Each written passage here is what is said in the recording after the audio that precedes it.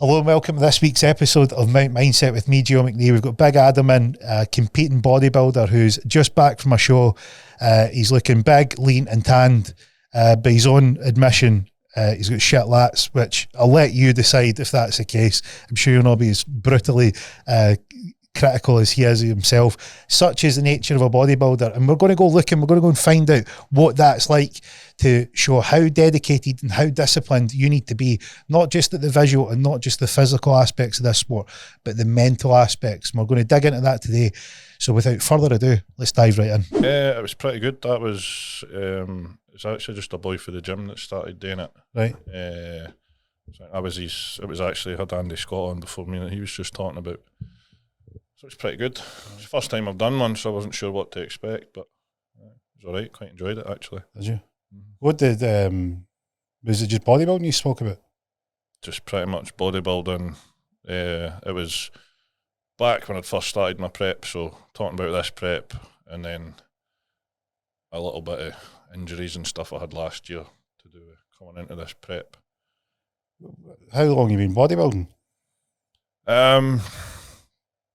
Training wise, I started training when I was like 19, but just going to the gym and didn't really know what I was doing, didn't know what I was eating. 34? 34, 34 yeah. now? So I think I first competed when I was 25, so 9 years ago. I done my first show. What was that like? No fucking idea what I'd be getting myself in for, if I'm honest with you.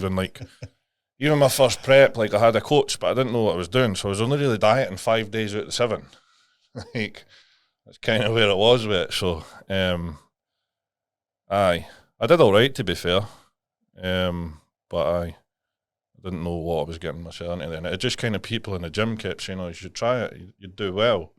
And eventually, I kind of went, "No, fuck What did it, they see? try it." Huh? What did they see in you? I don't know. You need to ask them. Like, they must have seen something. Surely you must have had, like, you putting on size, were you lean? Like, what? I mean, naturally, I'm really skinny. Actually, like before I started, I was about 11.5 stone. 11.5 stone? Something like that. At like 6'4", 6'5", so I was like a streaky piss. Mm-hmm. And I did, to be fair, I put on weight. I've got really, a pal like that. He's a wee bit taller and he's also a streaky piss. I don't know, Big Mikey. But no, I put on weight really quickly, and I did. I think I put on 3 stone in like no time. And did you follow bodybuilding before? Like, be in the gym? Did you fall into it? Like, you usual watching sort of, the bodybuilding videos, anything like that? To be honest, my interest in actual bodybuilding probably came quite a while after I actually had competed. Because even though I'd competed, I couldn't tell you who was doing the Olympias or that back then. I didn't have a clue.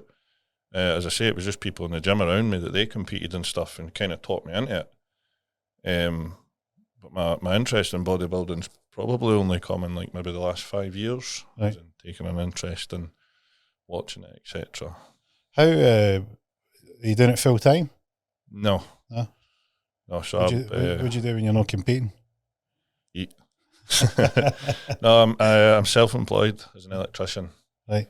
So how's it? Take out loads of crawling under floors, cold food. That's dedication. That's willpower. Anybody that's working on a trade knows, if they're they need to take all their meals. Not a microwave on site. To be fair, it's at a point where half the time I prefer to eat my meals cold anyway.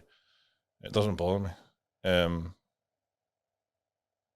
But it's handy being self-employed, to be fair, because I can work around myself. When I worked for someone, it was tricky trying to fit my meals in during the day, because when you're working the trades, they stop at like a shop and get a roll on the way to a job, and I'm trying to eat a big tub of chicken and rice in fucking 10 minutes.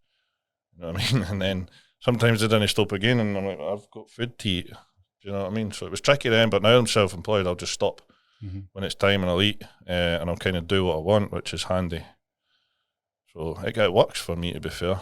I enjoy my job too, so that's the battle, isn't it? How did you, it's an unusual path. You think about it, you're like, right, you go to a gym. Is it the same gym? Is it the same gym you've always been at? No. So you go to the gym, you start training, people they're competing in the gym, and you're like, you should compete. Like, you're not really following body. You're like, well, I'll give it a go. You show up there, you're skinny. You're like, I'm a streaky pish. Mm-hmm. You go there, you're like, right, start lifting weights, put a bit of size on, and they're like, go and compete. And you're like, right, okay, let me have a crack at this. And I mean, anybody that knows anything about bodybuilding 5 days out of 7, that's like, it's a miracle that you. It is, aye. You must have a good metabolism. I do, to be fair, which is handy when it comes to a prep because I still got a lot of food. But on the flip side, when I'm trying to grow, the amount of food I need to eat is fucking ridiculous. Like, what's when you're trying to put on the size? Like, how hard is it to get the food in? I've been up at 9,000-10,000 calories a day easily. Like, what is that like for people that can't comprehend what that's like? What would be a day eating? If you're sitting there going 10,000 calories, mm-hmm. Like what's that look like in terms of meals? It's a lot of chicken and rice. Even when you're bulking? Aye. We do, I get to a point where I have to throw in things like, which are like more calorie dense, like your squares bars and Pop-Tarts and muffins, etc., to get the easier carbs in. But I've, like, for example, my rice portions have been at like 175 gram pre-cook. So rice roughly triples by the time you've cooked it. So it's a big meal. So that's one meal of.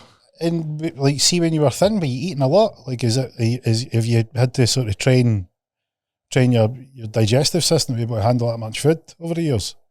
I mean, like, obviously, I didn't. You can't just go in at eating 10,000 calories. Like, it's taken time. I mean, like I say, even when I first started, I didn't know what I was doing. So I was like, folk at the gym had gave me like a training plan, but when it came to eating, I was just eating fucking pasta and peanut butter sandwiches, thinking I'd get massive. But to be fair, it worked to an extent. And then it was only before, I think, when did I get my first coach? Was in like the August the year before I competed, and I competed in like May or something. So that was when I kind of started eating properly. But still, it was like 5 days out of 7. How did it come about that you were only doing 5 out of 7? I got the weekend off, didn't I? But you gave yourself, or was that your coach? It's just that I don't even. It was never, obviously. My coach never says take the weekend off. It was just when it came to the weekend, I just couldn't. I wasn't in the routine of doing it at the weekend, and it was something I found hard to get into. If you know what I mean. Mm-hmm. It took me a while. Obviously now it's like every day, regardless of whether I'm off season or I'm prep or whatever. Mm-hmm. It's just habit now, but back then it was, when it came to the weekend, I'd obviously be wanting to do stuff, go out. I was still drinking back then. I don't really drink anymore. What kind of impacts drinking got when you're really pushing it? Because I mean, anybody that wants to pursue the best possible performance, you can't sort of slack anywhere. So you're looking for every possible edge. And it's a double-edged sword, because you're looking for any gain that you can get, but you're also looking to cut anything that will pull you back. Mm-hmm. And people think drinking doesn't do it. Like the people of anybody that thinks drink doesn't do it to you haven't pushed themselves hard enough. Because if you pushed yourself hard enough, the one thing that you know about alcohol is it takes a big bit of wind out your sails. So how did you find it? Because you were saying there you were doing your prep, you were at the weekend, you were doing it 5 out of 7. There was 2 days off. You were still drinking at the time. Like, how long did it take you for you like, this isn't working for me? To be fair, when it came to the drinking, what actually probably steered me away for that was I did the doors for a few years. So I was always working at the weekend anyway. So, right. So I wasn't drinking then. But I mean, my habits got a lot better. But in terms of like, even until probably the last, I managed to get up to, I got to a stage where I was probably doing 6.5 days good, until probably the last 3 or 4 years, where it's gone to 7. And a large part of that, I would have said, came down to my missus. Like the one I was with before, it was like wanting to go out and do stuff at the weekend and that, and can you just like leave your food today and we'll go. Do you know what I mean? But now, get on with it now. She trains, and she competed this year as well. So we're in the same routine, so it's easy now in that respect. Way So much less probably resistance. the people around me has changed a lot as well, actually, because like again going back, the friends circles that I was back then, they were wanting to do things at the weekend and drink, etc., which again strays you away from sticking to the diet and stuff. So that's probably the biggest change, is just who's around me. Yeah, It's funny because like for people that are listening to this podcast, you're 6'4", 6'5", covered in tattoos, huge dude, just competed, lean, in shape. You know, almost. You know, a wee bit to go. 4 weeks. 4 weeks out. Now that's from a bodybuilding perspective. Anybody that looks at you is going, "This guy's in incredible condition." Yeah, and like the general population, people are just going, "That's just a big guy." And I really enjoy speaking to people that have done the things like you've done, because it's, you go into it from what you begun with, and you constantly adapt and adjust and tighten up everything, and it's all your mindset, because your mindset is, look, I've got a goal, I've got a focus that I want to get to, and you have a constant battle of, right, I know what I would like, but I know what's the best, and what's best for you and what you like. You have this total battle all the time, you know, and like you said, you know, maybe can you leave your food today, or maybe I could get away with that little bit of junk, maybe I could diet 5 days out of 7, maybe I could go out with the guys because I've been good. And it's that inner voice, you know, the one I'm talking about, that inner bitch that's trying to destroy you all the time. The Adam, you've done well. You've that's a hard prep. You know, just have the ice cream. You know what it's like. So, and when you're doing, the people look at you and go, it's weights and training and it's all about that. They don't see what goes on behind the scenes, because it's the cooking the meals, it's being completely dedicated to diet, it's hydrating yourself properly, getting enough sleep. You know, and that's a 24/7 job. As I. You look at somebody that goes and says, look, what's the mindset of going and getting big? You could get these strong men, and they're incredible athletes, but they're probably, the effort that they're putting in, maybe not so much, but they're probably dieting, but they're not dieting as strictly as, you know, as a bodybuilder is, because they're just looking for mass. They've got a big eating sort of part, but it's not as stringent and as tight a regimen as a bodybuilding one. So what would you say to people about getting to the point where you can dedicate yourself to something like that for 24 hours a day, 7 days a week? I mean, as I say, for me, the biggest thing was who was around me. The people you've got around you, your support network, etc. And I guess if you want it enough, then so should the people that are around you. And if they don't, then don't have them around you. You know what I mean? So, did you find that hard, being that kind of, would you say, ruthless about the and I mean, I don't mean ruthless in a bad way, I mean ruthless as in, right, I know the outcome that I'm aiming for. And if someone's taking me away for that outcome, I need to make a decision.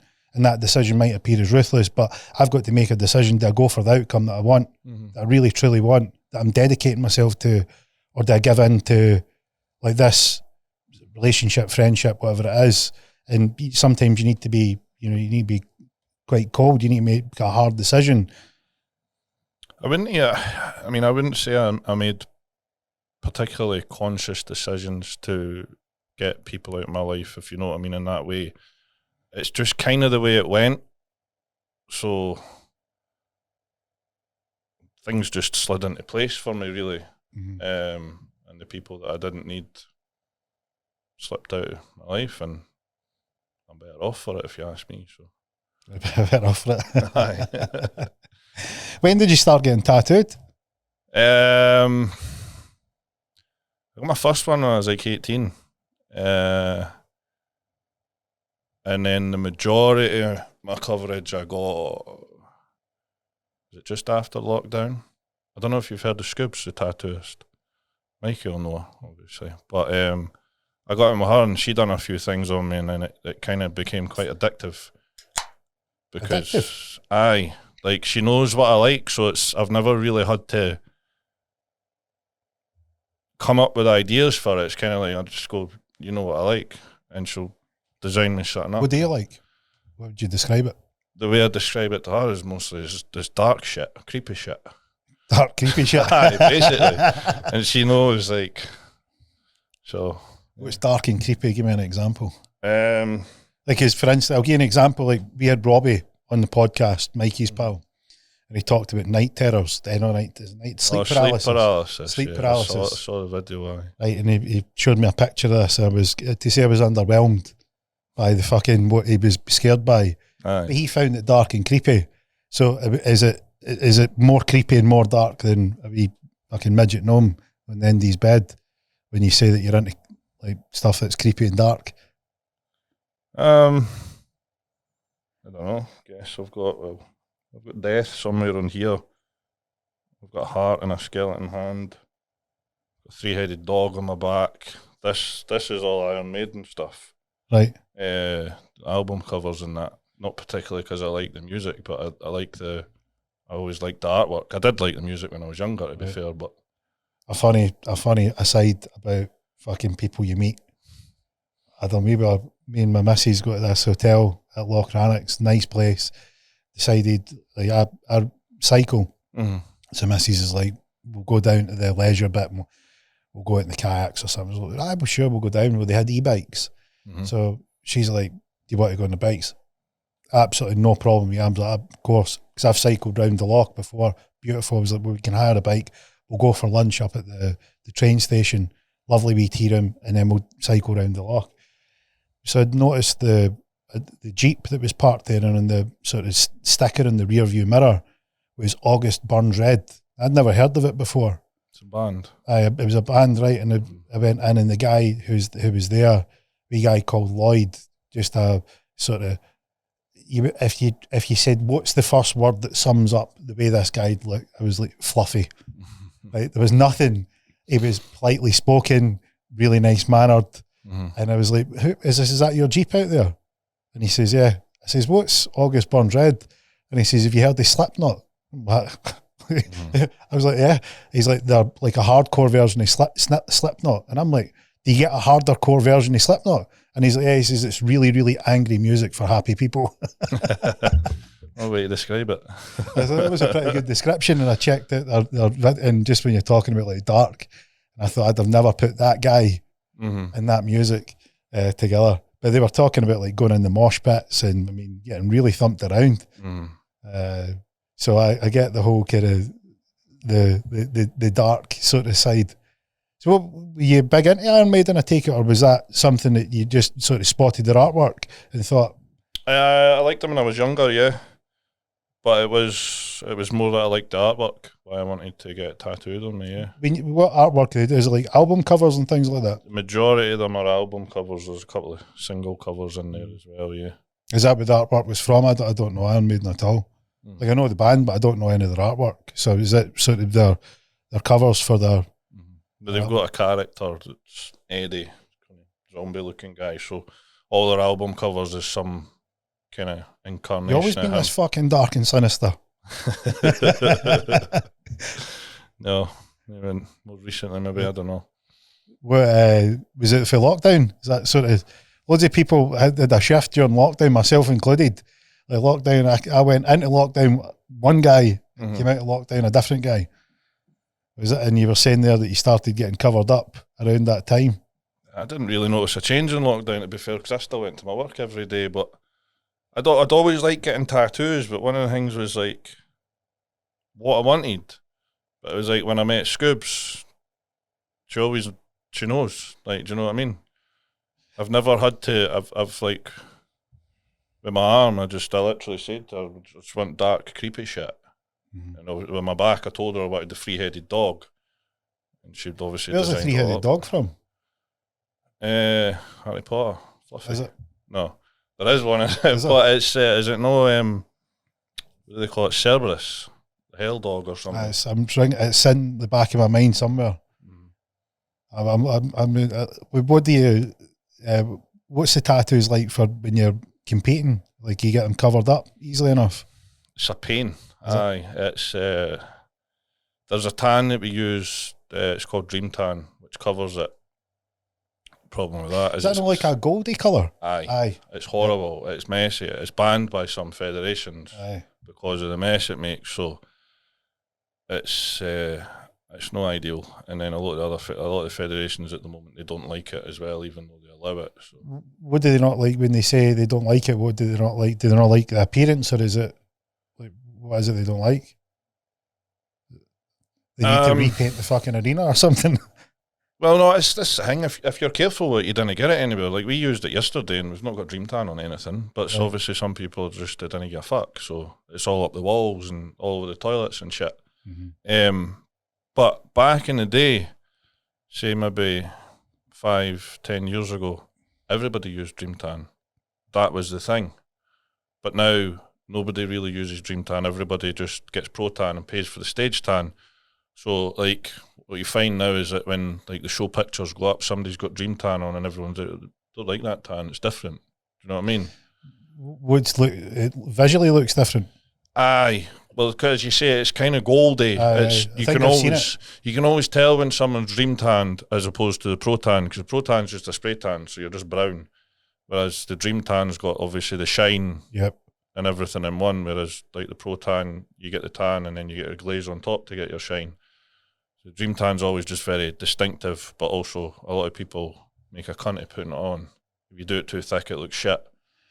Have you seen any, let's see, during your time competing, have you seen any disasters, like backstage, people getting it really wrong? Not just with the tan, but with anything.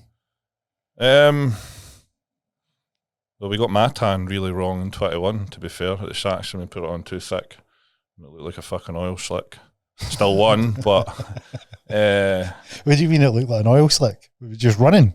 No, it's hard to explain. Well, let's start with, because there'll be people out there that don't know the deal when you get tanned, right? So bodybuilders, when they compete, they put tan on. Like, let's start with that. What are they putting the tan on for?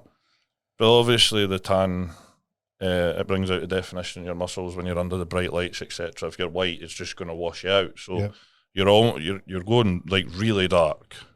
Like if you've seen what I look like backstage yesterday, I'm like a black man. Before I go on stage, that's how dark this is the thing people won't get. You can put black guys and white guys backstage, and you can't tell which one was born black and which one has been painted. I'll show you a picture for yesterday if you want to see. Let's see it. Show us. There's one from backstage that my coach took. There you go. Obviously without my face tanned. Right, so I'm looking at... It's under normal lighting.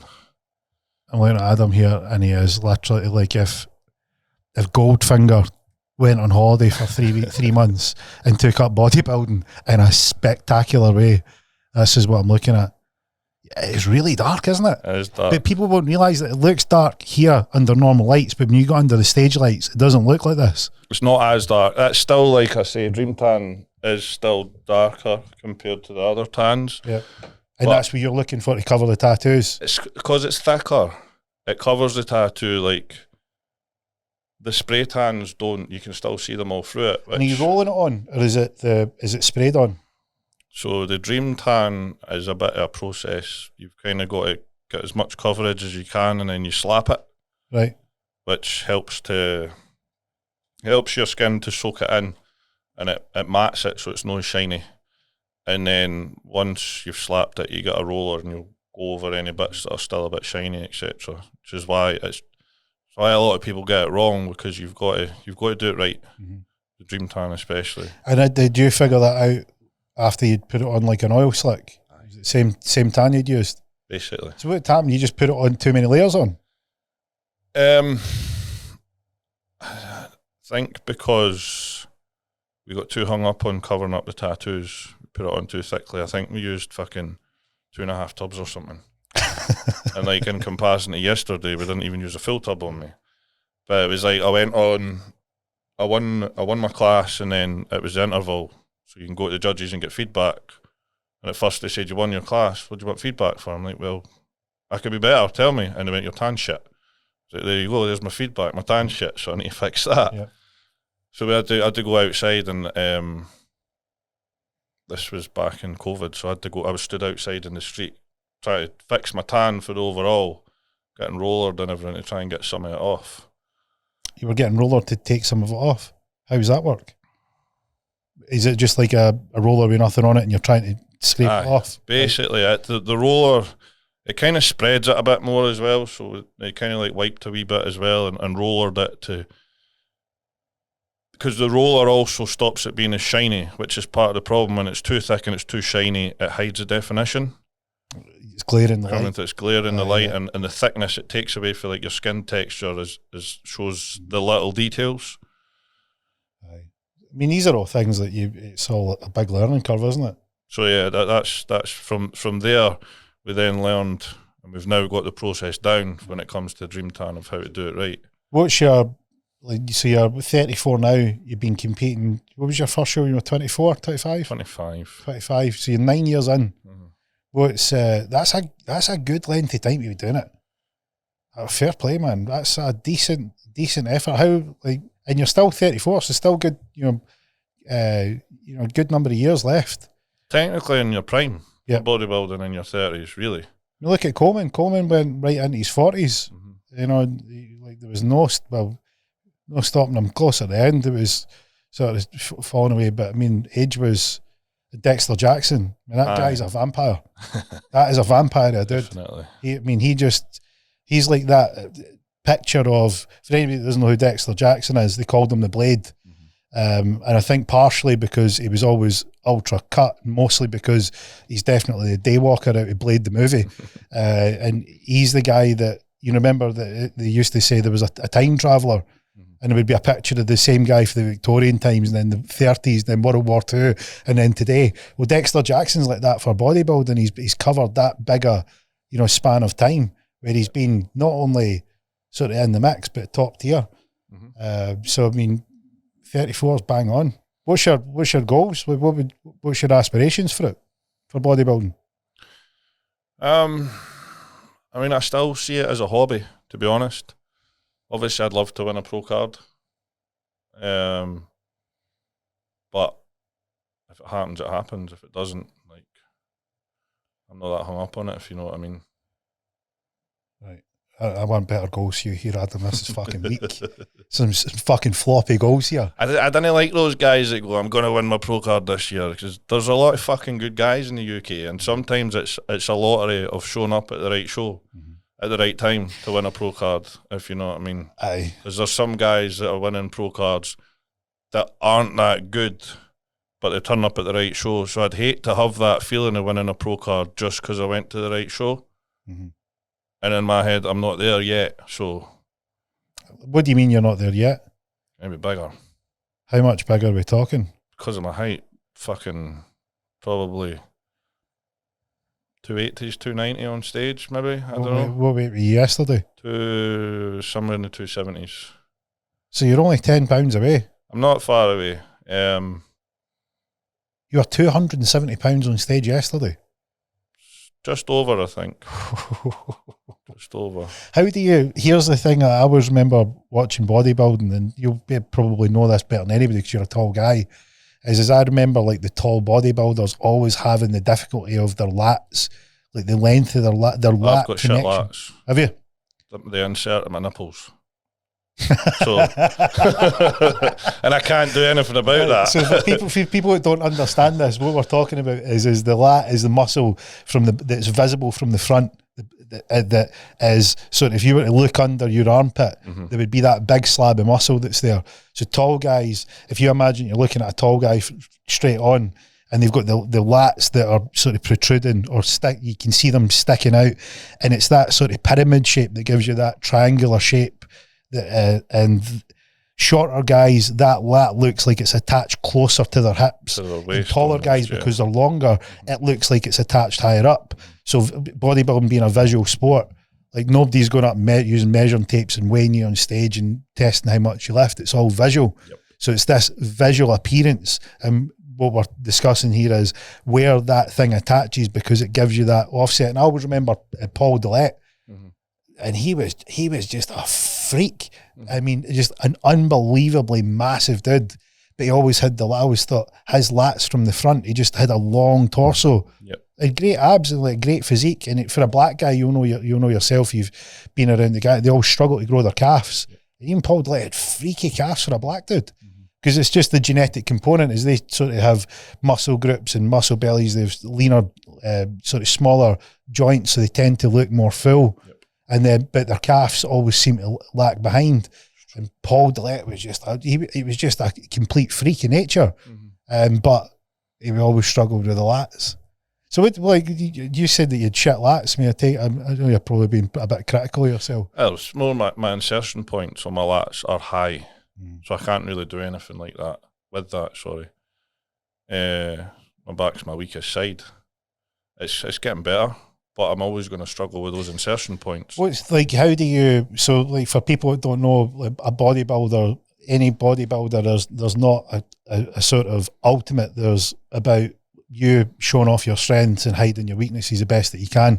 So the whole idea is that when you go up on stage, you're looking to present all your strengths and make them stand out and cover your weaknesses the best that you can. And then whoever you're up on stage against, they're again trying to get you to show off your weak points and their strengths. And it's this sort of really masculine beauty pageant. You know, they're trying to get the edge. So like, how do you, given that you've got these compulsory poses that show off all the body parts, what can you do when you've got sort of a weak point like your lats? I take it when you mean your back, are you talking about your lats or do you mean your back overall? My back overall is my weakest side, as I say, mainly due to the lat insertions. Obviously, there's no way of hiding that because you've got two of your mandatory poses are obviously for the back, and then you've got in your quarter turns, you've got back as well. So what I've done a lot of work with a posing coach this year, and she has helped me tweak my poses from the back to show it better than I was previously showing it, which has helped obviously a lot because it was my posing wasn't great, which wasn't helping show what I do have. Well, that was Paul Dillett's thing. I mean, Paul Dillett couldn't pose for toffee. You know, if you watched any Paul Dillett's sort of stuff over the years, but I mean, he couldn't hold a pose, and he was gifted in terms of his physiology, but like, people don't realise how difficult posing is. Oh, very. Something I've always been really lazy with. I've never practiced my posing enough, and that's why this year there's a girl in the gym that does posing, so I've been working with her every week, and every night after I train, I do rounds of posing on my own as well. So, how long are you posing for? Is that time you're going with? Or are you just running through the poses? Just doing rounds. So I was doing up to 4 or 5 rounds after I train. How long's a round, roughly? Well, it depends how long you go through them, I suppose, but judging on the length of what my check-in videos would be, if you put the quarter turns in, you're probably looking at about 2.5 minutes. So for anybody that thinks posing's easy, right, go and pull basic poses, any pose that you like, and do it for 2.5 minutes. And then do it four rounds of it. You will be gubbed. It's brutal. I remember one show in particular I done in 2021 where they ran us round 3 rounds of quarter turns before we done a mandatory. And then there was 3 or 4. So that's 3 rotations of just quarter turns. So how many? So that's 4 quarter. That'll be 12 in total. Yeah. Before they done any call outs and mandatory poses, of which I think there was another 4, maybe even 5 rounds. So for anybody that doesn't understand how difficult that is, right? You're on stage. You're dehydrated. You're depleted. You start getting cramped. Right. You're cramping up. Right. You're on the absolute limit of like what your sort of sodium to potassium level can handle. You're completely dried out, and the last thing you want to do when you're in that state is contract your muscles. And then somebody's went and ran you through 12 poses before they've asked you to do a mandatory one. It's the thing, like you look your best on show day, but you feel your fucking worst. What's the feeling like? Well, generally, to be fair, on show day you're running on adrenaline, so it's not so bad. But like, see the last couple of weeks of a prep, you're running on fuck all. Fumes. like a fart in the wind, like they do dumb shit that, you know, I'm like, you know what I mean? Is it hard to concentrate? Aye. I don't have a conversation with someone. It's tricky. Like, and my tolerance and patience levels are dropped to like literally zero. So like, is it hard if you're having a conversation and you're depleted and you've not got the energy to follow it, and if it's non-engaging conversation, like it must be absolutely brutal to try and sort of keep, you know, to be polite. It is. It's probably one of the things I struggle with the most in my job when I'm on a prep is clients. And trying to... You mean as in your day job as a Spark? Aye. In my day job is like dealing with clients and like, not just like them, it's offering you cakes and shit, and then obviously you're saying no, but and you're like, I'm on a diet, and I'm like, I'm on a diet, what are you on about? But I don't like telling people I'm a bodybuilder because I don't really want to get into it. Because then you get the... Is there anybody that looks at you and doesn't think you're a bodybuilder? Well, there is that, but I don't... What do they... What like, just play it out. What would they think you are? Like, so you're 6'5", right, tattooed up, right, you've got like deltoids attached to your ears, and you're standing there, leaned out on a prep. Like, if you're not a bodybuilder, what are you? To be fair, I've had more people think I'm a rugby player than a Really? bodybuilder, yeah. I get that more. Do you play rugby? Right. No, couldn't run the length of myself. I take it rugby was not something you never tried. Never. I don't know if you were 11 stone. I've always liked football, but I've never been into rugby. Aye. I just think, I mean, if you're 6'5" at 11 stone, you must have been a streaky pish. I was. Aye. So it's incredible what you've been able to do. And what, 9 years? So 20, no, you were saying you went to the 19 gym. when I first started. 19. So that's 15 years. Yeah. How much weight you put on? If you were 270 at stage, and 11 stone's going to be, what, the ballpark of 150 pounds? I mean, at my heaviest, I've more than doubled what I was. I've been 320 at my heaviest. And what's your, like, in terms of, what's your strength like? Like, if you, because I'm thinking to myself, if you're a light dude when you started and you've put on twice the weight, like, what's the relationship with what you're doing in the gym?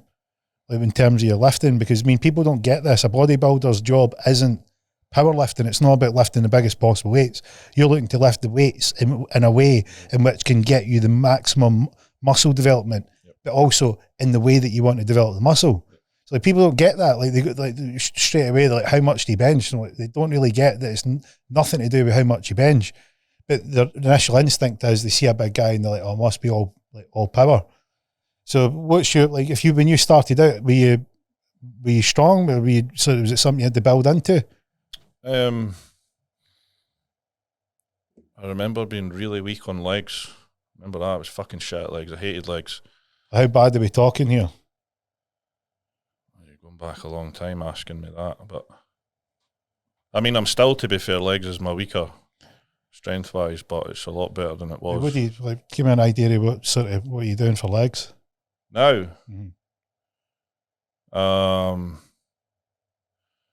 Leg pressing something like 10 plates a side or something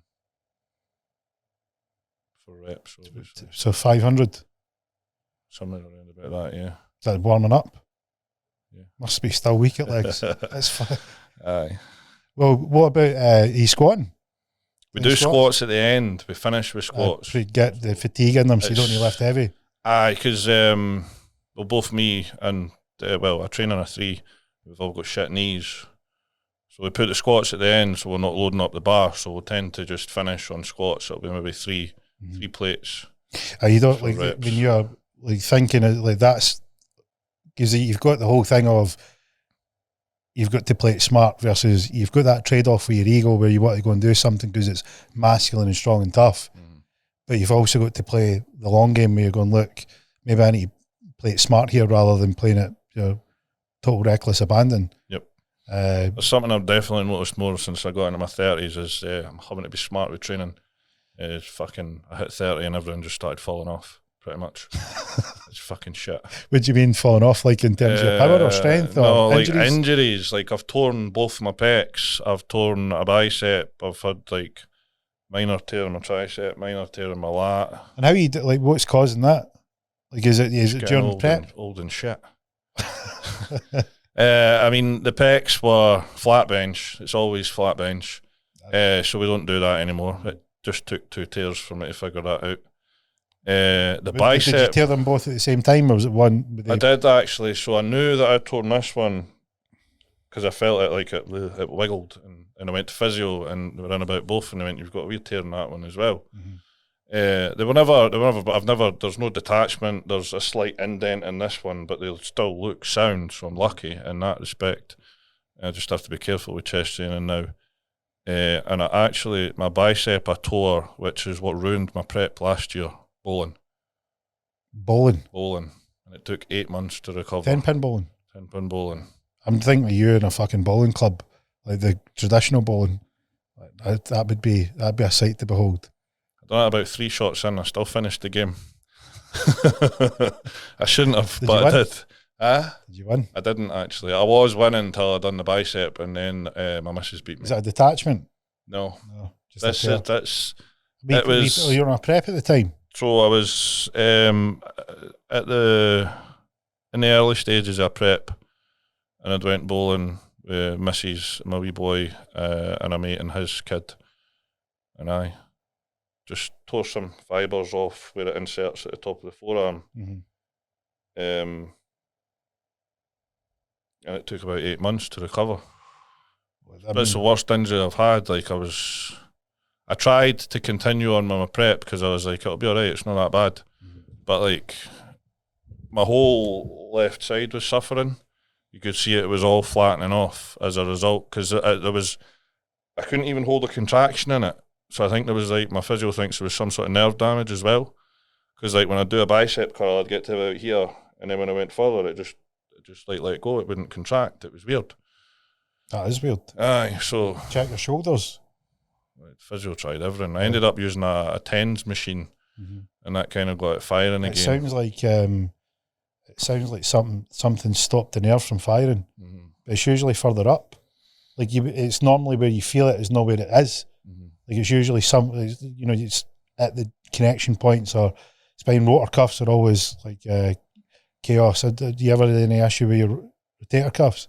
When I was younger, I have, but touch wood, not for a long time. I've never, like, people ask about flat bench and never ever do flat bench because terrible. For the same thing. Like, everybody that's ever had any injury benching is always on flat bench. Anybody that's ever torn a pec, always flat bench. Yep. Well, so what's your stronger body parts then? If your because your legs look big, but the weights that you're lifting aren't big. No. Clear that fucking right up. 10 plates aside is not a big weight. To be fair, when it comes to building big legs, though, I don't think big weight is what does it. What do you think does it? It's reps and it's your execution. So, like, for instance... Because we do a lot of higher reps on legs, like... Give me, what's the rep range that you're doing on legs? It's more towards the higher ends of, like, your 15s and stuff. But I think it's more... It's all... I mean, building a bigger body part, it's how you move the weight. It's not how much you're lifting, really. So... Like, because we've pressed more. We've had, like, fucking... What did we have on it? I think we worked out as like 700 odd kilos or something on it once, and the whole fucking thing was full anyway, whatever it was.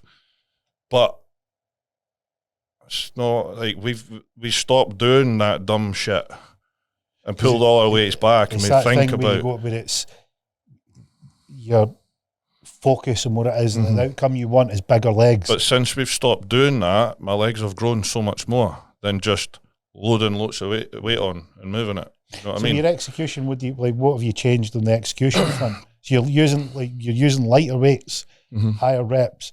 A big part of that there's the execution. So what are you changing in your execution? Well, it's your like the control of the weight as well. When you're controlling it on the way down and when you're exploding out, and thinking more of like using your quad and not just getting the weight up. Do you know what I mean? Thinking about using the actual muscle. That's interesting.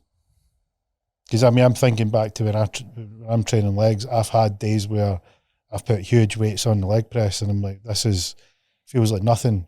And then there's, you might be using a third of the weight, but you're, maybe doing high reps, and you've obliterated yourself. So all like it makes sense exactly what you're describing there. And Peter, this is the thing is it's about like your goal as a bodybuilder is to find that perfect setup where you're getting the most out of what you're doing, and none of that. The important bit of that is how you're building the muscles. It's not about how much that number says that's on there.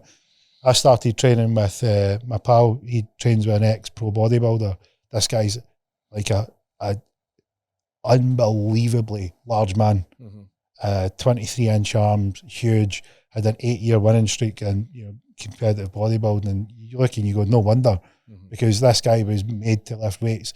And I remember saying to him when I started training with him, I was like, I don't know what fucking black magic voodoo shit this is, Adam, because he was, it was just like an 18-kilogram dumbbell. And I'm looking at it, this is nothing. Right? No, change it this way, change the angle here, change this position. And I couldn't lift it. And I'm like, I know the number on this weight. Like, I know that this is a lightweight, but just that tweak. And I was like, where did you figure this out? And he was like, you remember Serge Nubret? I was like, yeah. He's like, Serge Nubret coached me when I was a young up-and-coming bodybuilder. And he's like, it was all these wee tweaks, because it was what they were doing in their mind. They were focusing on, right, that muscle there, how can we tweak it and just get that position and just get that contraction to develop it? And I feel like a dumb meathead. I'm in here going, well, no, it's all about like just jacking up the weight. And just like you were saying there with the legs, nah. It's about dialing it in. I think there's still something to be said sometimes with just fucking all the weight on and doing it. Like, I did it for years. It was, to be honest, it was more as I got into my 30s, as I said, it was injury prevention has kind of forced me to train in this way. And I guess as a bit of a happy accident, we're figuring out it's working better, especially for the legs anyway. So what is your stronger body parts? You've obviously you've beat yourself up on the lats, right? Inserting the nipples. Very fucking reasonable part, if you don't mind me saying that. That's quite good. I like that. What's your strong parts? Chest. As long as they're not trying to detach themselves, then it's a good one, aye. You listen to music when you're in the gym? Because we train on a 3, it's usually just whatever music's on in the gym. That's 3 of you's training? Aye. Right. Aye. And is it boys you train with? Aye, so I train with my coach and our mate Gaz. Gaz competes as well. Right. That's a good environment to be in, because you're all sort of, in the same boat. These push each other on. What's the banter like in the gym between you? It's good banter. Like, is it dark? We're usually bullying Gaz most of the time, to be fair. Does he deserve it? He definitely deserves it. Gaz has got so much potential, he's not hit yet, so that's why he gets bullied. Talking my language here. Why? What's holding him back? Well,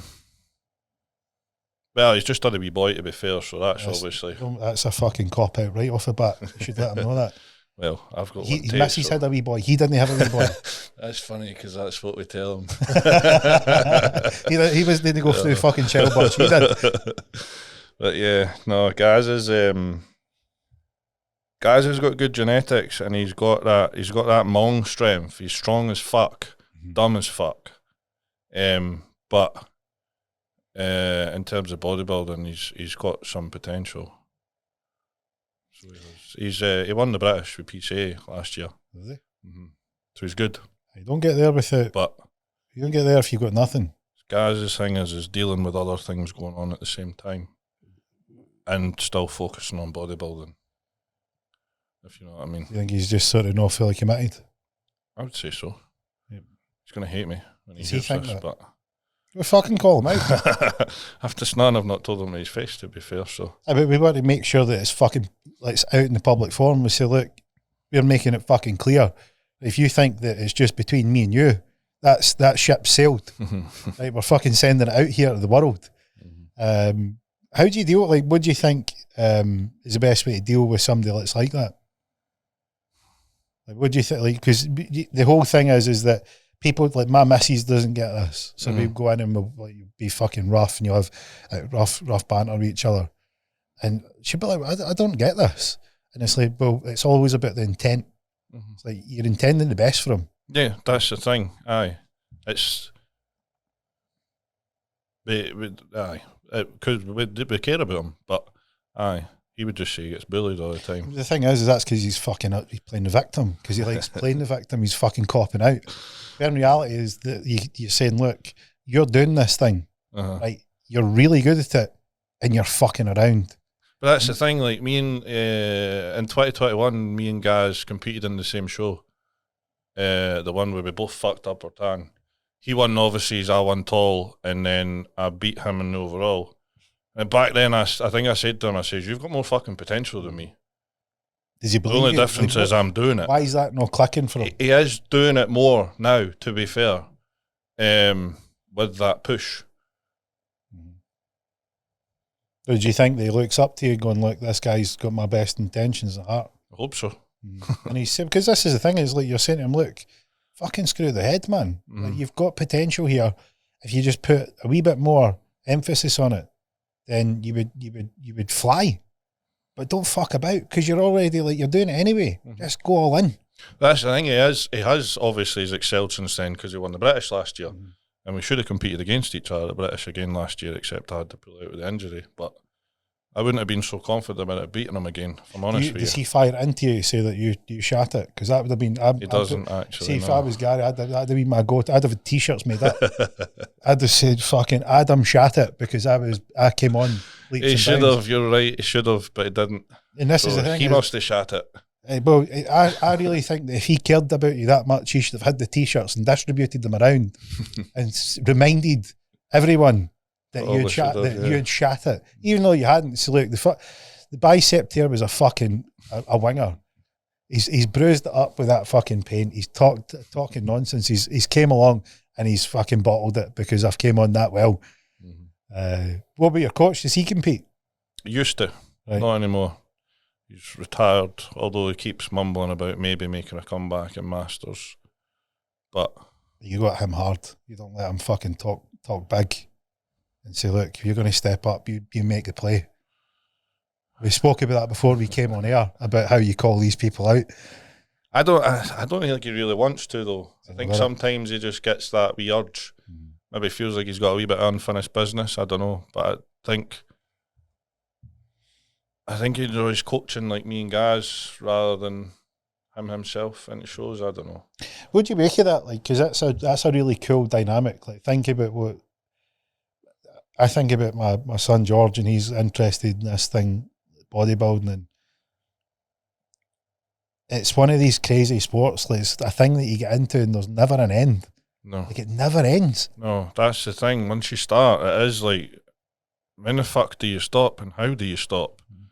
Because like I remember, like after last time I competed, I got to the end of my competing, and I thought, I'm just going to take a week being normal here, eat normal food and shit. And I went to the shops with my missus, and I went, what the fuck do normal people eat? What am I going to get for my lunch? What am I going to have for my dinner on Tuesday? Oh, fuck it, just give me chicken and rice. Do you know what I mean? How do you pick 7 different meals a week for your dinner? And then you've got lunch to think about as well.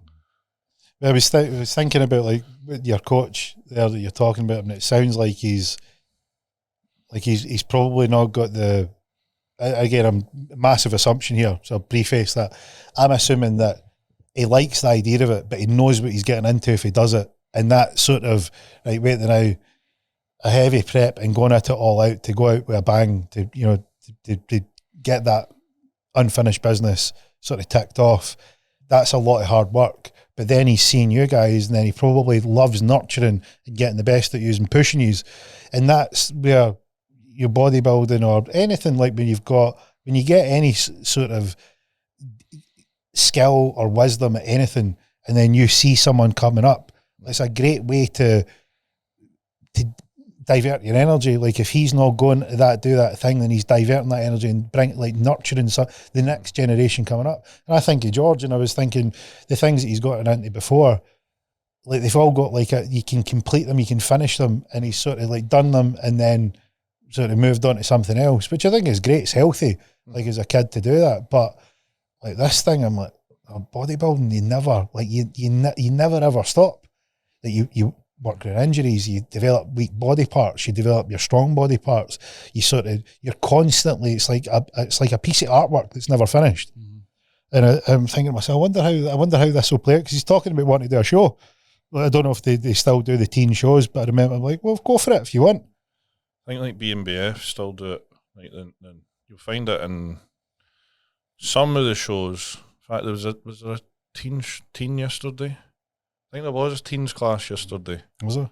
Aye, but you don't normally see it a lot though. To be fair, it's usually just juniors, which is your under 23s. But right. they definitely had teens yesterday. I said to him, I was like, go for it. Okay, but he's talking about like, can we start dieting and all that? I'm like, it's like, what you're getting into here, man. Aye. But it was funny because we were on holiday.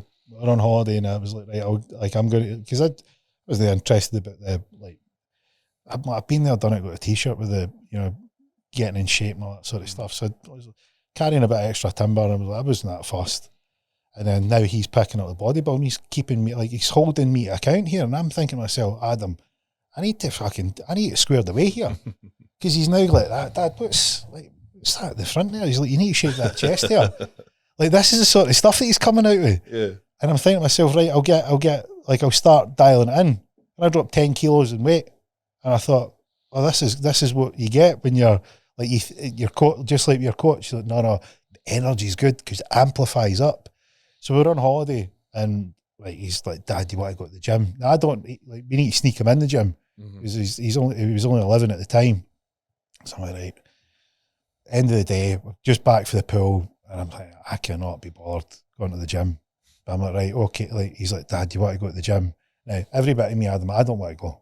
I do not want to go here.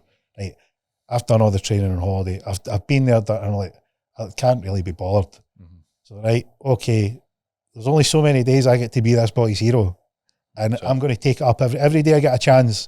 I'll step up. All right, just get to the gym. Goes down. Like, right, starts training. 5 minutes in, I'm loving it. Yep. Right, and then he's posing. The lights are good. The mirror's good. He's like, how's my lat spread? And he's like flexing his triceps, and then he's wanting to go on. We're getting on the weights. And I'm like, right, let's sort of, I'm showing him what to do. I'm like, right, just tweak this, change this here, like, come down a wee bit further. Don't snap. You just the wee things that you can spot. And I'm thinking, I'm actually really enjoying this. And then my youngest son, Ted, he was 8 at the time. He's just turning 9 tomorrow. And he's like, can I come down to gym with you? And it's like this little ripple effect where George is now showing Ted, and they're loving it. And you know what it's like when you started, and you could feel that pump. You're like, oh, you think you're massive straight away. Oh, and I know what they're doing. I know what they're going through. And I'm thinking to myself, I would have missed this if I didn't come to, if I went, I can't be bothered. And I think of your coach, and I'm like, that's good. That's a good way to spend your time. And it's like what you're saying about Gaz. You're like, Gaz, I'm looking at you, mate, and you've got a lot of potential, right? And you're doing well. Go a wee bit more. It might be rough. It might be a bit of needle. You might be getting ribbed a bit, but we want the best for you. Absolutely. And I think that's cool. Like, people don't get that. They call it toxic masculinity and that nonsense. And I'm like, nah, that's boys being boys, and that's good. Definitely. And it's good. That energy is good, because you look at the guys that we grew up watching, the big, buff, muscly dudes. Like, none of us went, is that toxic? And I'm like, no, fucking, that's what you want to be. Aye. That is what you looked at that, and you're like, you couldn't tell, but you're like, that's right. Aye. We're supposed to be like that. And I think today's media and all the sort of push is all towards this fucking sissy snowflake mentality. And Absolutely. I'm like, as a boy that grew up watching these guys, and as a dad, I'm like, no, I know what being a boy and being a man is, and it's not this fucking thing that you're talking about. And you see that in the gym. There's no better place to see it when you see guys that come up, and it sounds like you've got your coaches at one end of that, right? You're going through it, and then there's guys who's coming up, and that momentum, taking that up, is what it's all about.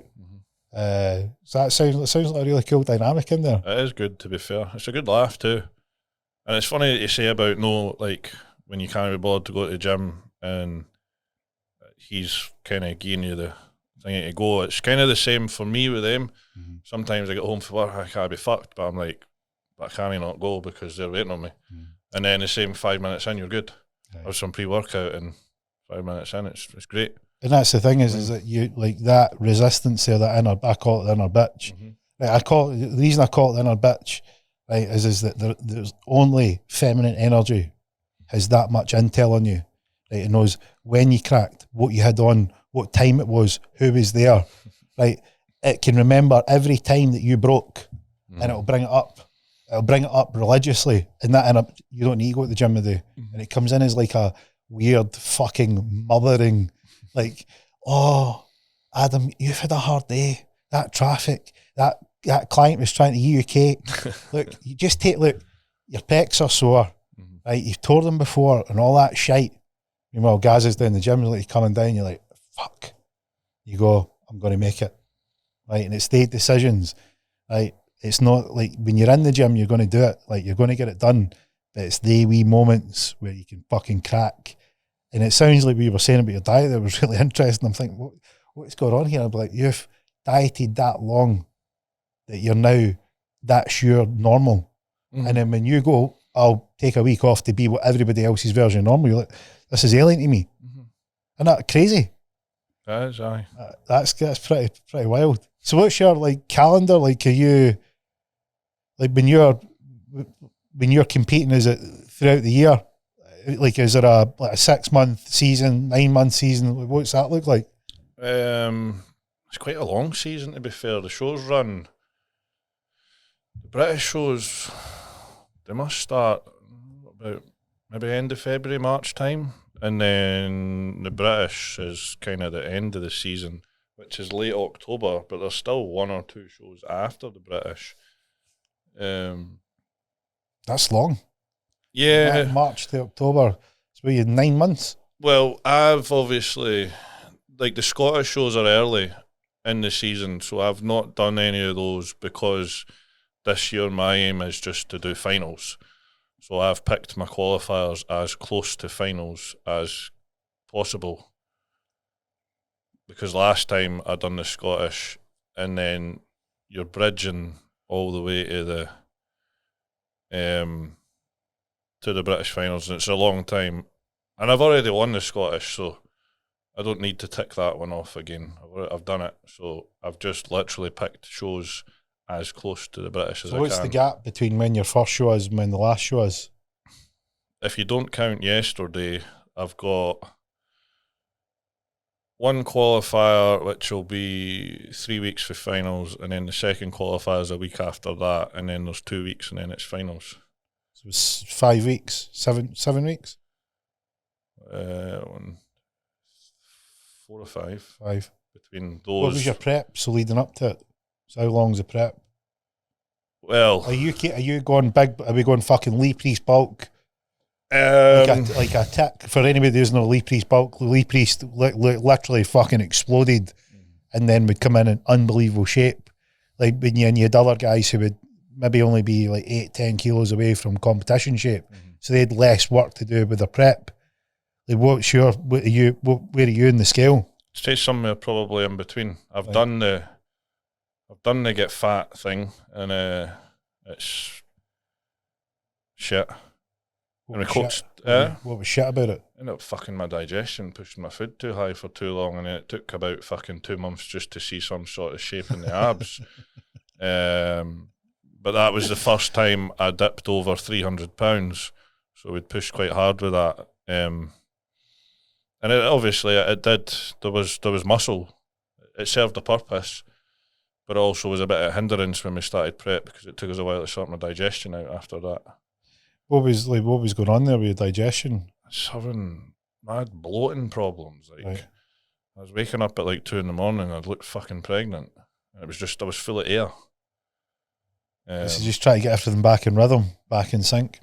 Aye, but like as the amount of food that I have to push, it's obviously quite a stress on my digestive system as it was, and that back then was probably the highest I've pushed food for the longest amount of time.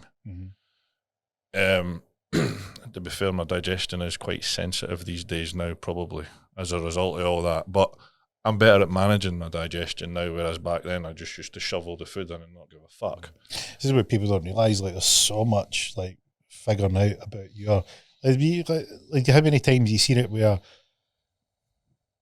you start something and you go, well, oh, that must be the way to do it, and then you realise how your body works, because what works for one guy out there doesn't work for another guy, and you've got your own particulars, and it's that figuring out process. Just like we were talking about with your tan. Yep. Like you go, it's tan, it can't be that hard to put on. You put it on, you go, I'm like I look like the Exxon Valdez oil spill, and you go, right, I need to figure that out. And it's the same with your digestive system, same with your diet, same with your bulk, same with your prep, same with your water, same with trying to cut in. Like all these things are like these little nuances.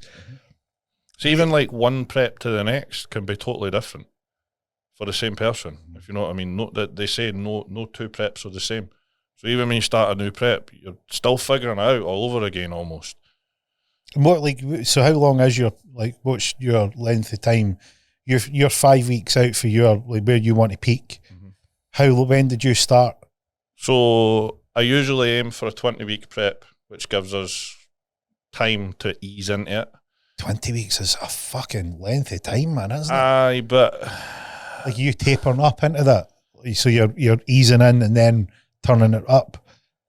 Basically, yeah. I mean, to be fair, I didn't feel much like going into a prep because I was that locked in my off season anyway. So all that was happening was my food was starting to come down and a little bit of cardio went in. I was still having an off-plan meal every week.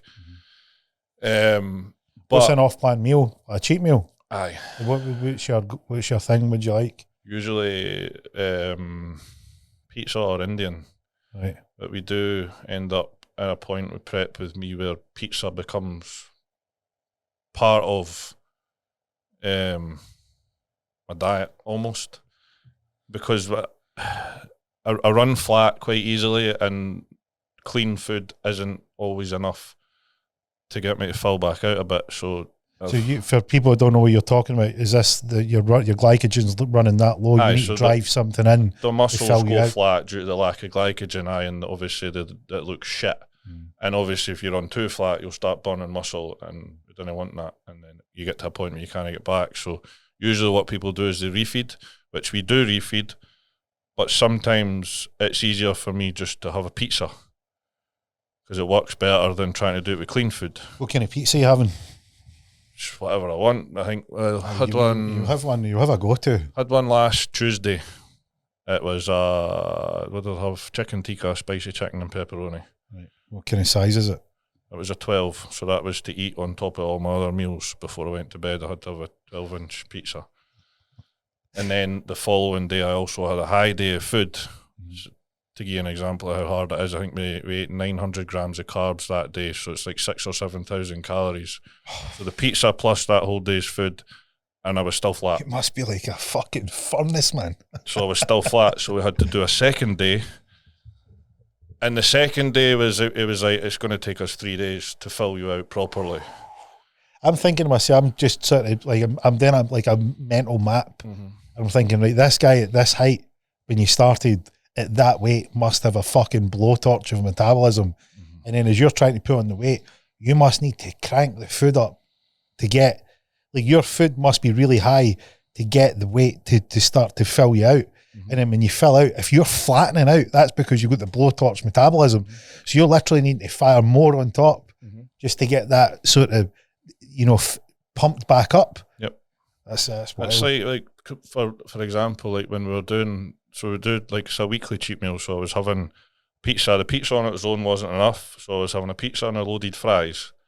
So is a pizza not enough in the sense that you're still hungry, or is it in the sense that it's not filling you out? I was still, so basically when I have a cheat meal, I've got to check my weight the next day, and I was still dropping weight even after the pizza. And even with the pizza and the loaded fries, the most I put on was half a pound. Fucking hell. So basically... What were you aiming for? When it comes to that with the pizzas, it's more for us a case of a little tap on the brakes to slow me down slightly, because, for example, last week before this show, so I didn't have my off-plan meal on the Saturday, which is usually when I have it because he was planning to feed me the following week. So I didn't have that meal on the Saturday, and between Saturday and Monday, I dropped 5 pounds. because we didn't have that little slowdown for the pizza, and I was flat as fuck. Yeah. But that's what we want before we feed, so that was fine. But every week, that's no ideal, which is why I usually have the pizza just to slow me down a little bit.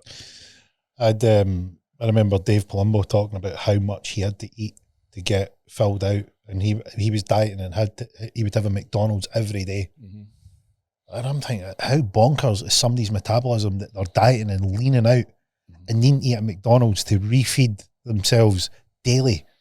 Back 2021, before the British finals, he filled me up late, and the day before show, I think I ate 11 or 12,000 calories. And I was genuinely, the night before show, I was lying on the hotel bed in the fetal position. And I text my coach because my last meal was to be 200 grams of oats. And I says, Danny, eat all this, I'm fucked. I'm fucking like, I was lying in the fetal position. But that was fun, not. I wonder you're into fucking dark and creepy tattoos. Fucking hell. But like, man, people don't get it. Like, you're talking about doing this the night before a show. You're not taking in any fluid. Well, any fluids worth talking about here. No, so I need to. If I don't drink, I'll stay flat because you need the water to shuttle the carbohydrates. So I still had to drink.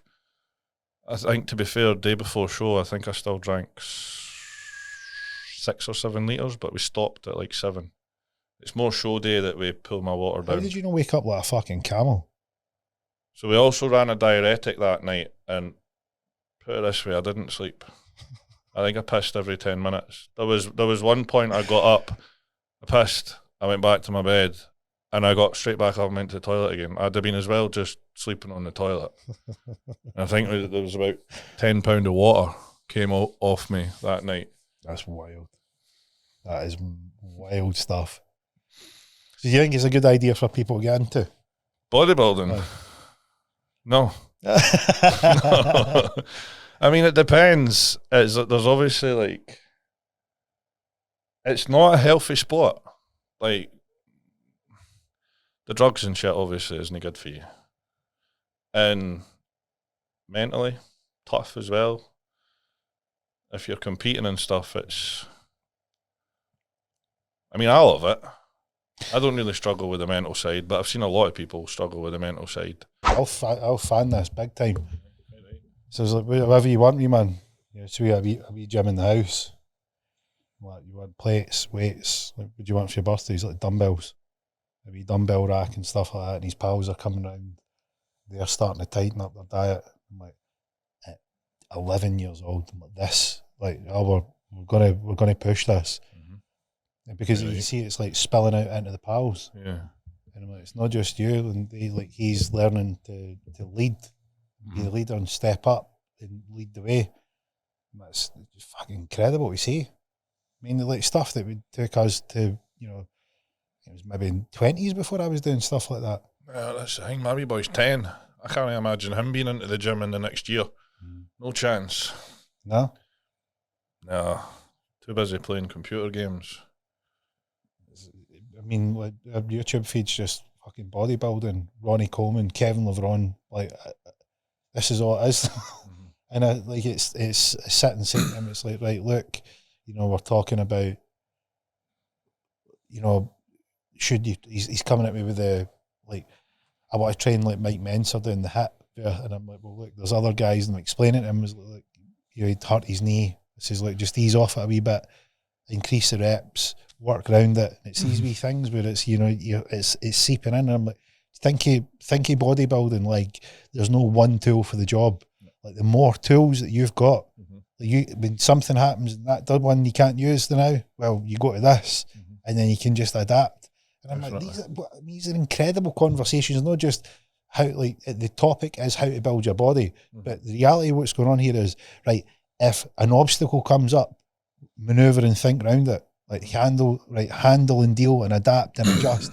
And it's that liquid flexibility where you're just moving and just shaping with what's going on. And I'm thinking, man, this is exactly what we want, like, to instill. Where you go, look, you're not going to be stuck or hampered. Like, oh, this happens, you don't do anything. It's like these things where, like, I'm interested in iPad. like his pals like, you coming on Fortnite? He's like, nah, I'm going down to do flies and deadlift, bench press. So it'll keep him out of trouble as he gets older as well, you know what I mean? I mean, even like that's his first, like, just started high school. Like, where's the gym? They're doing the induction, and they're like, no, you can't do any more than 40 kilos on the bench. And he's like, flinging the weights up. And they're looking at him, and we took him round to the local gym. So we took him round to the local council gym, and they'll let them in, but they'll not let them lift the weights. So doing the induction, I came up with him, and he's took his top off because he's got the vest, and they're like, do you lift weights? He's like, I've got a gym in the house. And like, take it or not, just you want to use the cardio machines. And I was saying to him, I was like, build a bit of a relationship with the people there. You'll find that if you stick in and you're respectful and that you're showing up all the time, probably let it slide. You can use the weights. Now they're like, I can go and use the weights because he's dedicated, he's disciplined, he's in there doing it the right way. They can see that he's doing it well. They can see that he's like not in there like fucking the monkeys in Jumanji climbing over everything. You know, and I was like, this is how you develop the relationships and how you get places by who you are and what you display at 11 years old. And I'm thinking, this is why it's worth going down the gym. You can't be bothered on holiday. You think, you know, they sit there and get a packet of peanut M&Ms out, or they're going to train with the boys. And I'm like, no, we'll go and train. And it's wee things, it's like just wee subtle differences. And we don't think it's big, but to them, a kid at 11. It's pretty unheard of. 11 at the moment for a kid, isn't it? Incredible. Absolutely incredible. Definitely. So is your boy just constantly on the computer? He's fucking murder. Aye. Trying to get me doing, and he's got quite a short attention span to anything except his fucking iPad. He's murder. What have you tried? Huh? Have you tried anything? Try to get him out to play football and stuff. His mum's tried to get him into a couple of things. He's actually been doing a bit of, I think, boxing and stuff, which he's going to once a week that he's enjoying.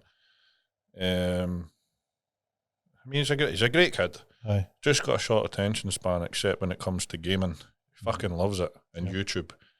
Try and put a film on for him, he'll not watch it, but he'll sit and watch YouTube. It's because it's what's wired now. The way that they wire it is it's all just short. It's utter shite on YouTube. Yep. You know That's what I mean? what I'm saying, but it's all like it's all the 60 shorts. seconds. And you go, well, no wonder you can't focus on anything. Dale's lifting club here has been a massive success, the parent and kids one. They're bringing the kids along, and you can see them at the start, they're like, and then see when they're just like, oh, this is all right. It's only 60 minutes, work around all the machines. Maybe bring him in, see if he likes it. Just take him along. And it's back, like, even some of the kids that were like, no, I'll just sit in the corner. They're out, picking up the bar, picking up the Olympic bar now. And they're getting into it. They're like, this is, 2-3 weeks in. And they're like, I'm starting to see the change. It's like kids are magical. Once they get a hook into something, that's them. It's a funny thing is, like, he's so he doesn't stay with me, he stays with his mum. But he stays at mine once a month, and he'll get up on the Sunday and he always tells me, I've done my morning workout. I've done X amount of press ups and that. That's cool. Aye. Does he stay far away? It's only about 20 minutes for me, so aye, it's not too bad. See if he wants to come to the lifting club. Get him along. When is it? Sunday mornings. I'll have him on a Sunday morning. Sunday morning, and here at 9:15. 9:15 a Sunday morning, and it's parents and kids. So the idea is that the parents and kids can come in and work out together, and Dale puts it on every Sunday, and it's been a big hit. Started with just the one class, but they've split it to, well, if like adults want to go, they can come to the one after, so that you can spend time with the kids, and it's been brilliant. Really. Yeah. And like we're active as a family, but the missus, she wasn't that fussed for it, and she's like, no, I would like to come along. So I started taking George, and then Ted wanted to come, and then the missus was like, no, I'll come along as well. And it's just like, that's now what we do on a Sunday. And it's the thing, like I normally do my training rides at the weekend. I train Monday to Friday in the gym, and then do my training rides at the weekend. I'm like, I'll just shuffle it about, I'll do it later on. I'll get it, like, because I'm like, this is good. Like that. And it's sometimes you think nothing's going to work. It's just that one thing that clicks. You just get, that's what I mean, is just take that shot. So if you get them, bring them along. It'd be good to get them along. Show them like that's the environment, because you're taking them out the environment where there's no iPads, there's no computer. Don't know if you know this. You know the Vietnamese, like the US servicemen situation with the Vietnam War. So back in the Vietnam War times, they thought that essentially heroin addiction was a death sentence, that you never got off heroin. And what happened was 35% of the servicemen that were serving in Vietnam became addicted to heroin. So they were actively using heroin. They were like at the time they were like, that's them done. Sure. So it was a huge epidemic of heroin use in the US military, and they sent a whole sort of team of psychologists to try and figure out what was going on. See, when the servicemen came back stateside, never used it. So we're like, but this is a death sentence. Like, how is that possible? And what it was the environment that they were in when they were there. That's what they did. And take them out of the environment, they didn't do it. And this is the thing about how important your environment is, because you were talking about it earlier when you're like, it's the people that you're around. So the better people you're around, the better results you get, the less friction. It's like, well, if all you know is your iPad and your computer, and that's the environment, and we'll take yourself out of that environment. And then what happens? And it's like taking them into your environment. You're going, well, look, this is what Dad does. This is what I do. This is how I do it. I'll show you this. And it's that, well, it's new, and he figures out, and that's when it's like, well, you remember you do your morning workout, try this. This is, if you wanted the machine to do it, this would be the machine. This would be how you would do that one. So you know how you're working your front, this is how you work your back. And just the wee things where you're sowing the seeds. And they absorb so much. Yeah. And that'd be interesting to see if he takes it. Actually, yeah. Because I've never like wanted to obviously push him into anything. So I've always kind of just let him do his own thing, because I only see him once a week as well. I don't like to be too pushy with him, but I guess sometimes you've got to be a little bit, because he's in a stage at the moment that fucking everyone asks him, he doesn't want to do it. Nah. Do you know what I mean? Some pictures of George. So like, well, I see this kid. I was on a podcast, and this kid's got it, and he's only a year older than you. A year older than you. Yeah. Come along. And Big Mikey's brought Ragnar along, and it was great, because it was said like, Ragnar was in this morning, and they were like, oh, he's got an attention span of this and that. Next thing I'm like, hey, show me this, and it's that taking hold and leading, because it's not about, right, you will do what I say. It's more about, well, look, let's give you a bit of attention, let's see what you can do. That seems to work magic. It'd be cool, it'd be interesting to see. Need to bring him along. I should, definitely. And it's I think it's like 4-minute rounds on each of the apparatus. So great for the attention span. You know, you're not sort of hung up on one thing.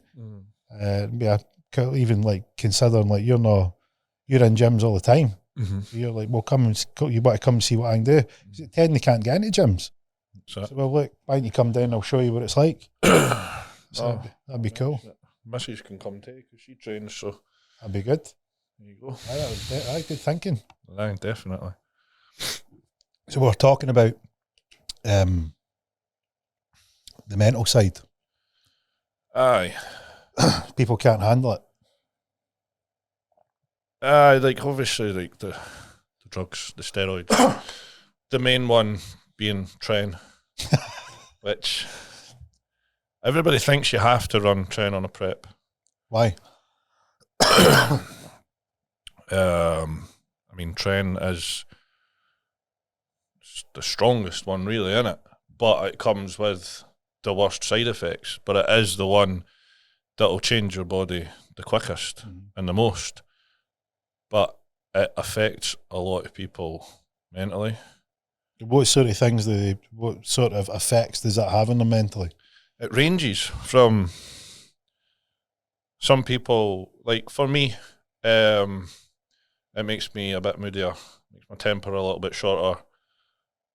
And then at the other end of the scale, you've got some people that say that it makes them suicidal and depressed, which to be fair, it doesn't affect me like that, but there was one time, which situational, it wasn't long after I lost my dad that I ran tren, and that fucked my head up that time, but that was situational. Every other time I run tren, I'm fine. I run fucking loads of it and I'm fine.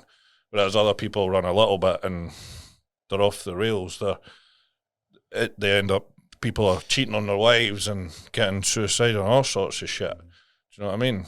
And do you think that it's the compound is exposing their weaknesses, or do you think it's the compound itself?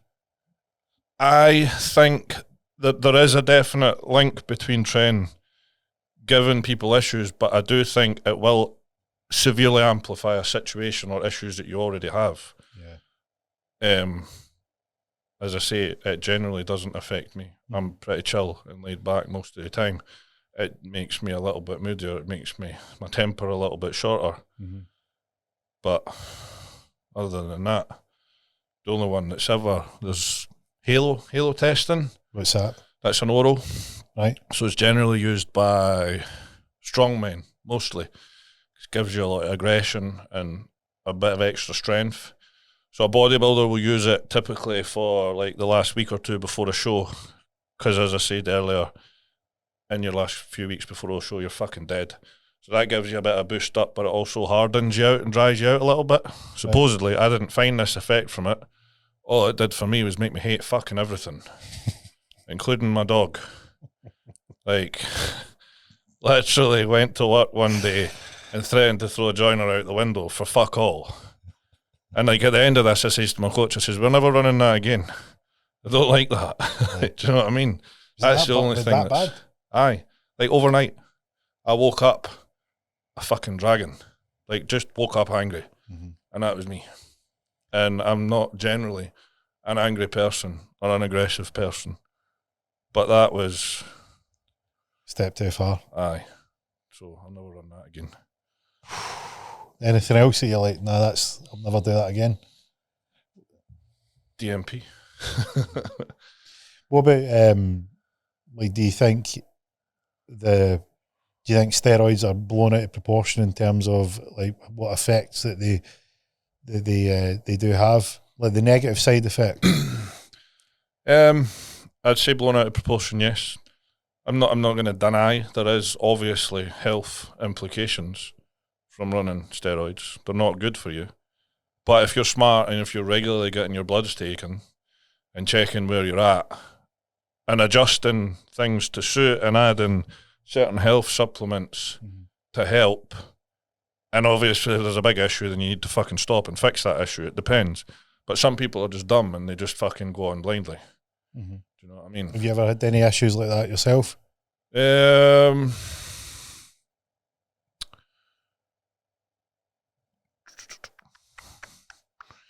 Not really.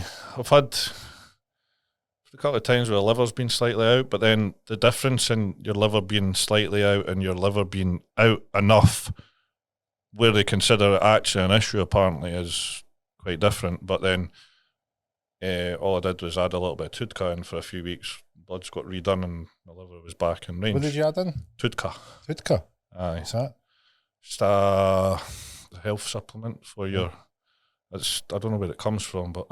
I've never heard that one before. You remember milk thistle years ago? Milk thistle's useless. Is it? So it's Tudka is what helps that. And what about like these things with alcohol? What do you mean? As in... Like if you... I imagine if... was it called halotestin? Yes. Halotestin it and somebody on vodka Red Bull. What a fucking cocktail that would be. I mean, I'd say if that's what you're doing, you're pretty fucking dumb. I don't really drink much these days, and I think if you're going to drink when you're on cycle, it's not really a great idea because you're already doing something that's potentially putting your liver values out, and then you're putting in alcohol, which is a bit of a stress on everything, really. Like even like it'll fuck up your digestion, etc., for a bit of time as well. What about the sort of cost, like in terms of the financial cost of doing all the stuff that you're doing? I mean, it can't be cheap. It's not cheap, no. It obviously it depends what you're running as well. Like in a prep, it is expensive. Like especially if you're running growth hormone, and the later into your prep you get, you're adding more and more compounds in. It does get quite expensive. Plus, you've got, on top of the drugs, you've got your supplements, your proteins, and then your health supplements on top. Well, you're trying to contain the effects of the steroids. What kind of cost is it? Have you ever worked out? Well, I pay for my bits monthly, basically. And my bill is typically £400 or £500 a month, probably. It's not outrageous, but I mean, it's certainly a reasonable hobby expenditure. Like, is that just for your supplements, or is that like the food as well? Your food can't include your food. Not including food. That's literally just like my bill of supplements and pharmaceuticals, yeah. I think that's wild. I mean, it can range though, because there's also been months where I've added it up and I've been closer to £600. It might depend what I've run out of each month, you know what I mean? Especially if there's a month where I've had to buy growth. It depends what growth you're buying as well. Like the pharmaceutical stuff's fucking wildly expensive. Do you find that makes a big difference? Growth or pharmaceutical growth? Growth is, in my opinion, it's not what people think it's going to be. Everybody thinks I'm going to take growth, I'm going to get fucking massive. But you're not. Like, growth, when you're in an off-season, growth will enable you to stay a little bit leaner for longer, which means you can obviously push your food higher for a little bit longer. And when you're in, like, a contest prep, it will help you lean out a little bit, and it will keep you a little bit fuller as you lean out. But I don't know, personally, if I really think it's that worth it. The whole thing was always about, you know, the idea with growth was that it would convert to IGF-1. That's when the guys moved to insulin. Insulin's a whole different kettle of fish in terms of its application and dangers.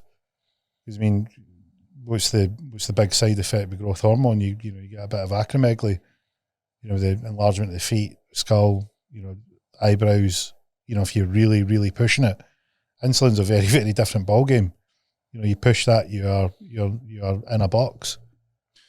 Well, you got to really fuck up with insulin, to be fair, to end up dead, I think. I do use insulin. I don't use much of it in a fat loss phase. It more comes when I'm refeeding in the off season. But if you're going to run insulin, you've got to have worked out how much carbs you're putting in to how much insulin you're going to run, if you know what I mean. So you're avoiding the high pose. That needs to be very, very thought out. You can't just go, I'll just do fucking 10 IUs a day. Do you know what I mean? It's got to be worked out to the amount of carbs that you've got. And I take it timing's important as well, like your food to when you're doing it. Well, you get fast-acting insulin and you get long-acting insulin. So your Lantus is your long-acting insulin that you would just have in the morning, right? And that does you throughout the day. Your fast-acting stuff is obviously a bit more sketchy for your timings. Yeah. Because you wouldn't want to take that first thing in the morning before you have your meal. Realistically, you want to have it maybe like halfway through your meal. You've got a bit of food in you first. So you don't generally use the fast-acting stuff in the morning. I just use it pre and post workout. And did you find that a big difference? No. I think for me, the big thing with insulin is when the food is really high, your body needs that help from insulin. Right. But I don't, again, people think insulin is going to make me massive, but also if you use insulin and you don't eat right, it'll just make you fat. Fat? Your insulin's fat storing as well. So if you're going to take insulin and eat shit, you will get fat faster. Eat shit as in you're eating junk? Aye. Right. Or if you're overeating as well. Do you know what I mean? You will get fat. Seems like it's something that needs to be a lot more thought out than other stuff. Insulin is most definitely not for a beginner, and it's not. I've obviously only ever used insulin under the guidance of my coach. He tells me how much to take, he tells me how much food to eat, so, do you know what I mean? So how many years do you think you've got left? I don't know. If I'm honest with you, last year was a shit year, training-wise, injury-wise, and I was having feelings of, am I coming to the end of this? And probably largely into this year as well. And it's probably maybe only in the last couple of months that feeling has changed for me to where I do feel like I'm Still got a bit left in this. Did you ever set any goals when you set out? Not particularly. I do have a goal this year, as I want to win the British finals. Because last year I came third. And then what? Let's say you win it. Well, it depends which British finals there is to win. So there's two routes. There's one, which is your Two Bros, which is your route to your IFBB Pro card. Right. Which I'm going to say won't happen yet. But there's a PCA Pro card, which I believe I could win a PCA Pro card this year. And what do you, like, what's your, say you win, then what? If I win the IFBB Pro card, then I'm back to being a small fish in a fucking big pond. And then I'm going to have to get really fucking big because I'm also way too fucking tall for that. They're all like fucking 5'8", 5'11", like. That's the sweet spot, tall. like 5'7" to 5'11" is the dream height, isn't it? It is. I'm way too tall for it. Like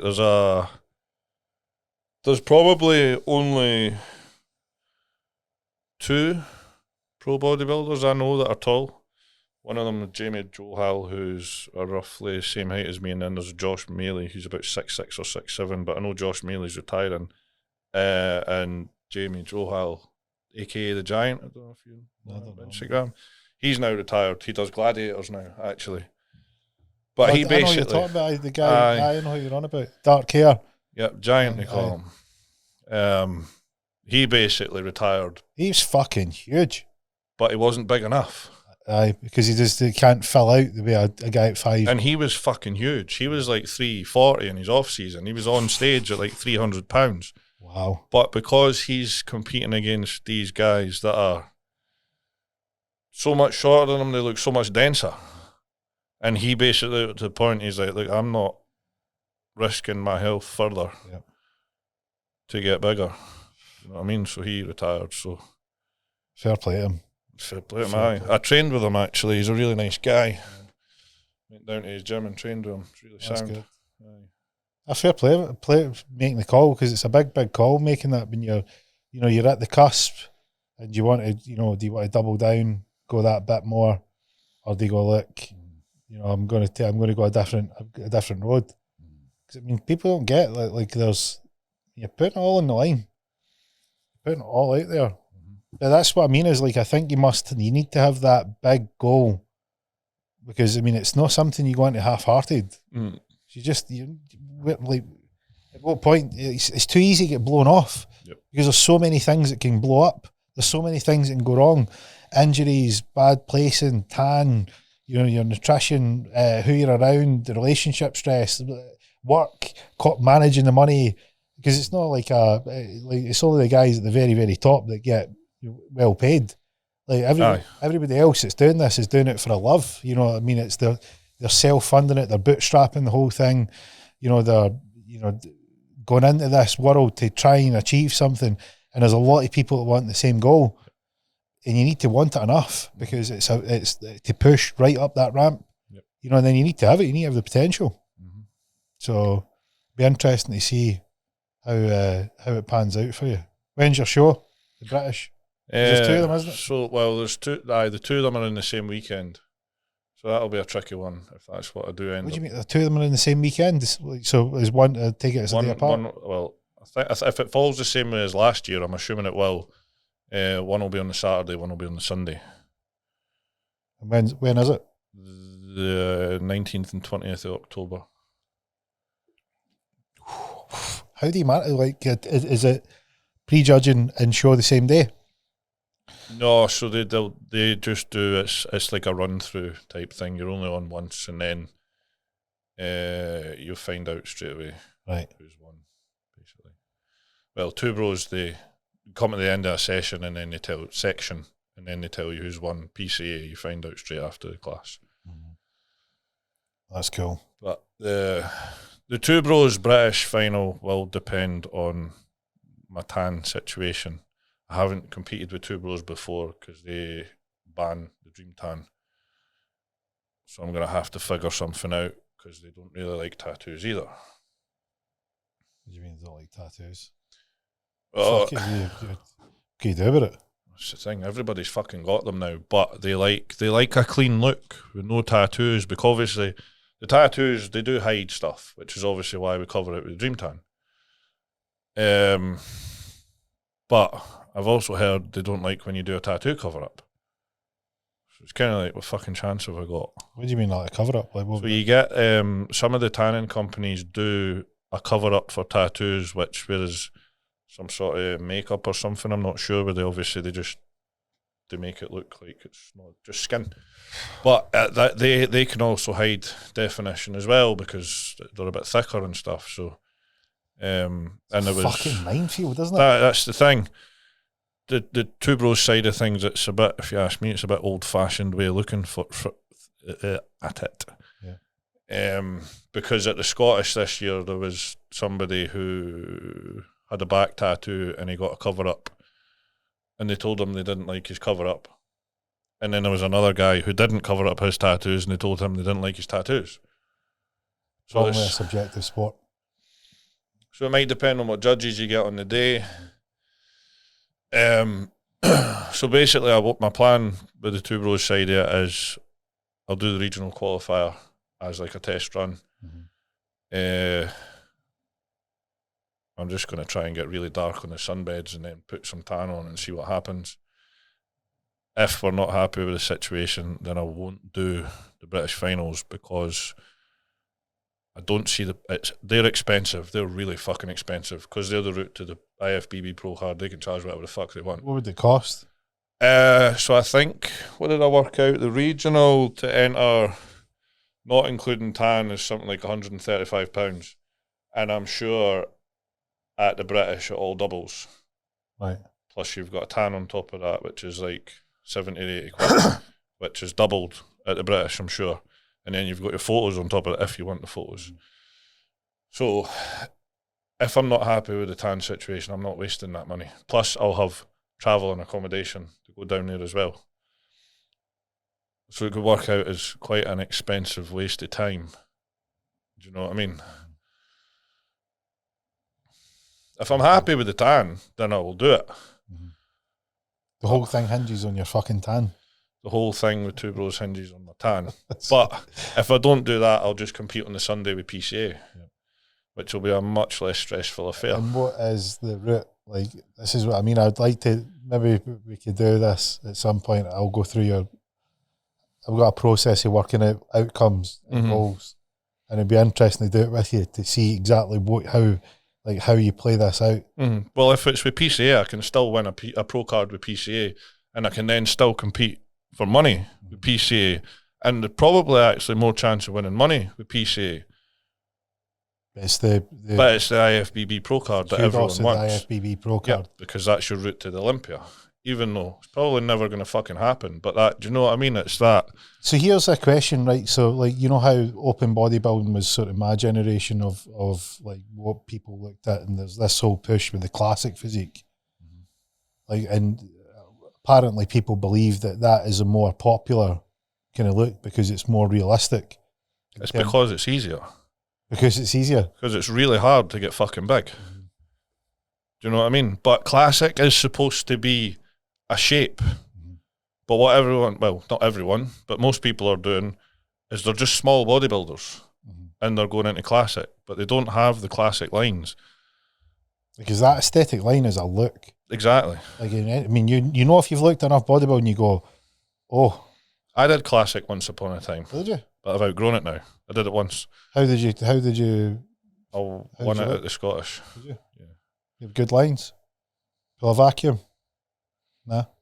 I can. I don't like pulling them. You know?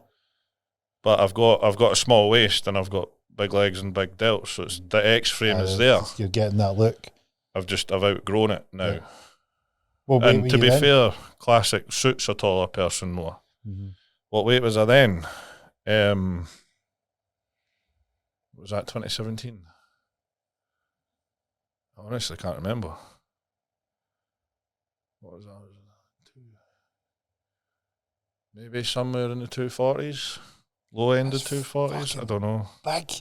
Yeah, That's but I'm big, fucking big. about 8 foot tall, so it's still skinny. This is what people don't get. I mean, you're Yeah. talking about Jamie there at 340 pounds in the off season, and he didn't look big enough. So But that's the thing, he looked fucking massive. yeah. But then you put him on stage next to these short guys, and even the 240s and the 250s, and they just look so much denser than he did. Yeah.